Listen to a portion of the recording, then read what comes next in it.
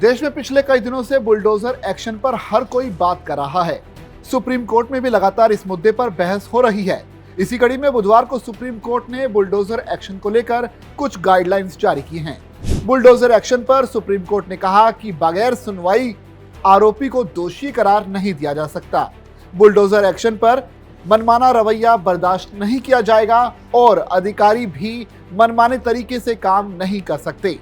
वहीं अब इसको लेकर सपा अध्यक्ष अखिलेश यादव का बयान भी सामने आया है। उन्होंने कहा कि जो सुप्रीम कोर्ट का फैसला आया है, मैं उसका स्वागत करता हूं। अखिलेश यादव ने कहा कि ऐसे कम फैसले होते हैं जिसमें सरकार को जुर्माना देना पड़ता है। सुप्रीम कोर्ट ने सरकार पर न सिर्फ 25 लाख रुपए का जुर्माना लगाया है, बल्कि दोषी अधिकारियों पर भी कार्रवाई करने को कहा है। खुशी इस बात की ये भी है कि साथ साथ सुप्रीम कोर्ट ने कहा है कि ऐसे दोषी अधिकारियों के खिलाफ भी कार्रवाई हो और सरकार पे जुर्माना हुआ है। सरकार पर जुर्माना हुआ है, इसलिए हुआ क्योंकि वो अनकॉन्स्टिट्यूशनल लोग हैं और इस फैसले के बाद बुलडोजर रुकना चाहिए, अनकॉन्स्टिट्यूशनल काम नहीं होना चाहिए। बुलडोजर एक्शन पर सुप्रीम कोर्ट के फैसले पर सपा सांसद अवधेश प्रसाद ने भी कहा कि मैं सुप्रीम कोर्ट के फैसले का स्वागत करता हूं। बीजेपी की डबल इंजन सरकार द्वारा जनता को परेशान किया जा रहा है।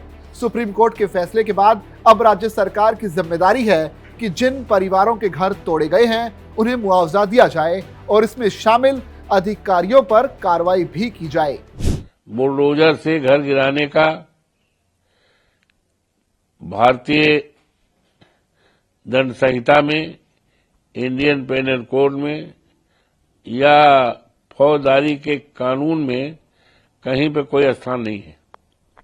कितना भी बड़ा से बड़ा कोई अपराध किए हो तो उसके लिए आईपीसी में यहां तक सजाए मौत है, लेकिन बुलडोजर से उसके घर को गिराना, उसका इनकाउंटर कर देना, ये कहीं नहीं है।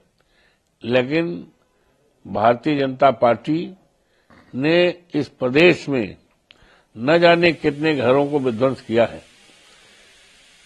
घर जब विध्वंस होता है तो उस परिवार में जो भी सदस्य होते हैं उनके सामने बड़ी समस्या पैदा हो जाती है। माननीय उच्चतम न्यायालय ने बहुत ही अच्छा निर्णय दिया है। उनके निर्णय का मैं स्वागत करता हूं, अभिनंदन करता हूं। और दूसरी तरफ ये भी कहा कि जिम्मेदार अधिकारियों के खिलाफ भी कार्रवाई का जो निर्णय लिया है स्वागत योग्य है। और मैं उम्मीद करता हूं कि माननीय उच्चतम न्यायालय की फटकार से योगी सरकार को थोड़ा सबक भी लेना होगा और उनको दहशत भी होगी कि इस तरह से अब न जाने कितने लोगों को घर गिरने से बच जाएगा। सुप्रीम कोर्ट ने दो टूक कहा कि इस मामले में मनमाना रवैया बर्दाश्त नहीं किया जाएगा। अधिकारी मनमाने तरीके से काम नहीं कर सकते। बगैर सुनवाई आरोपी को दोषी नहीं करार दिया जा सकता।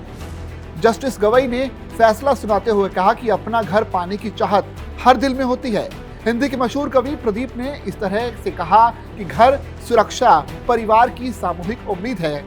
क्या कार्यपालिका को किसी आरोपी व्यक्ति के परिवार की सुरक्षा छीनने की अनुमति दी जा सकती है?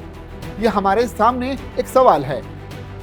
कोर्ट ने कहा कि मामले का दायरा सीमित है। मुद्दा यह है कि क्या किसी अपराध के आरोपी या दोषी होने पर संपत्ति को ध्वस्त किया जा सकता है?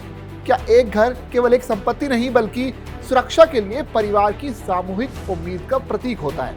ऐसे में अब देखना पड़ेगा कि योगी सरकार सुप्रीम कोर्ट के गाइडलाइंस को किस तरह से फॉलो करती है। अगर आपको ये वीडियो पसंद आया तो आप इसे लाइक और शेयर कर सकते हैं। साथ ही इसी तरह की और भी वीडियोस देखने के लिए बने रहिए दैनिक जागरण के साथ।